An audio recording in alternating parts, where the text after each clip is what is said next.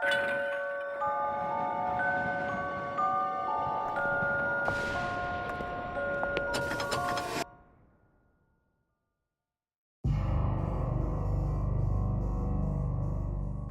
I am actually the tour coordinator for the tours at the Missouri State Penitentiary, and I've been here for 5 years.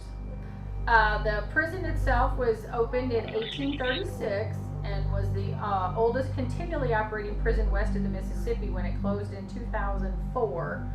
So 168 continual years of operation.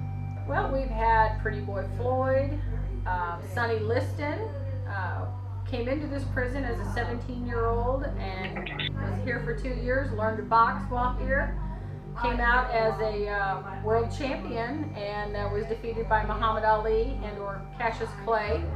And we've had Bonnie Hetty and Carl Austin Hall, who were she was the only woman executed in our gas chamber. They kidnapped and killed 6-year-old Bobby Greenlease. We've had numerous others. James Earl Ray was actually an escaped inmate of ours for about a year when he supposedly killed Martin Luther King Jr. Because we are a historic location and this property is still owned by the state of Missouri, we are bound by our agreement with them that we will keep it historic in nature. We do not become a haunted house. As we like to tell people, if something happens, it's a bonus. Right, exactly. Well, I think all of our staff have had some kind of experience. I've had footsteps follow me out of the dungeon cells. We hear voices in Housing Unit 4. We hear voices all over the property, quite frankly, in any of the housing units. Shadow Man shows himself quite regularly in Death Row area.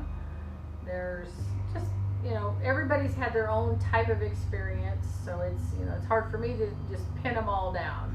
We seem to have a lot of activity in Housing Unit 4, which is also referred to as A Hall. It's the oldest housing unit on the property. It was opened in 1868 and was in continuous operation until 2004.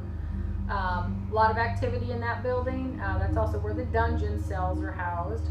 And then also in Housing Unit 3 where Death Row is. Not yet. We've only been in here a few weeks. We're usually not here at night.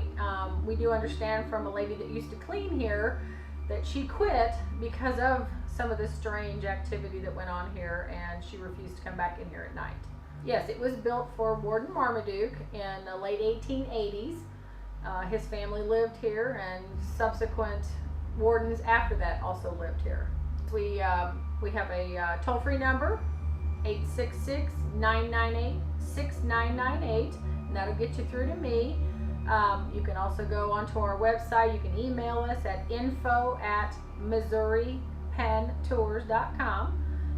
A lot of private events are already booked, so I'm kind of limited on availability this year.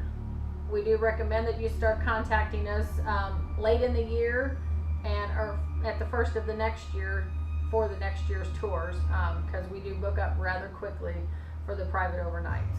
This is the actual lethal injection machine that was used for our 40th execution that was done at Missouri State Penitentiary in 1989 on George Tiny Mercer.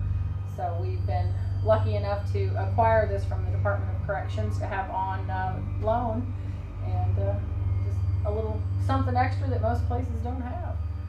That is awesome.